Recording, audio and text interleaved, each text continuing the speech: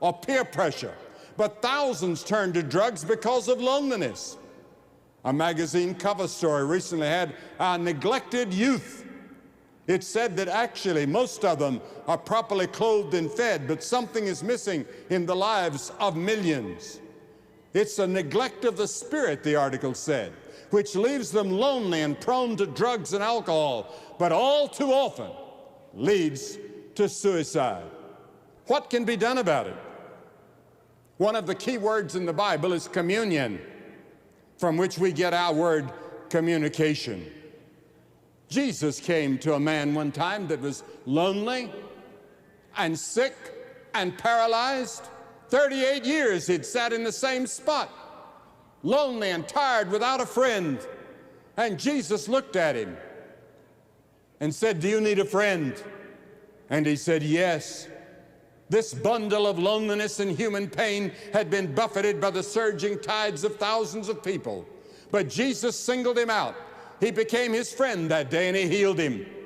He can become your friend tonight if you'll let him.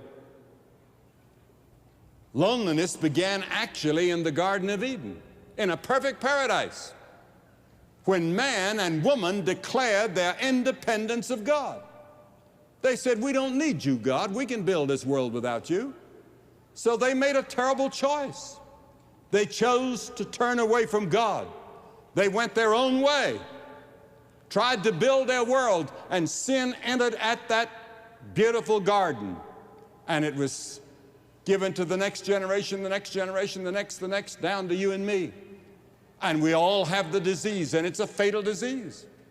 Nobody ever escapes the judgment of the disease of sin.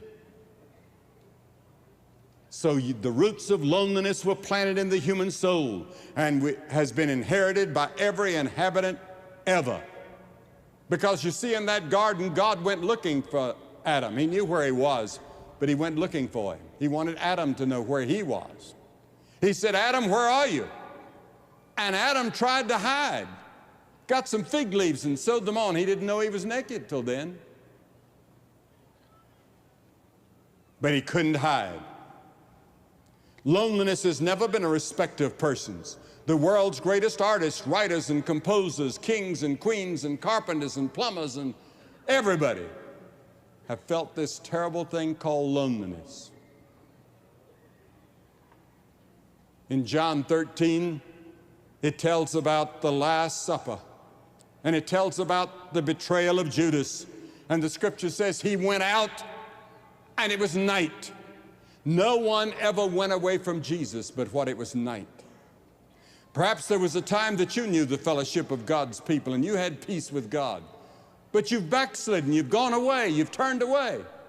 You've fallen aside. There was a time when you knew Christ. You felt you knew him. There was a time when you felt you meant business with God, but now your heart has grown cold and hard towards spiritual things. You've been pulled away by others and other things and other gods and other pleasures that you know to be wrong. And you went out from the presence of God and you have found that it's night out there. You don't have fellowship with true believers and you don't feel really at home in the world you're living in. And certainly you no longer have fellowship with Christ. And there's no loneliness quite so bitter as the loneliness of a backslidden Christian.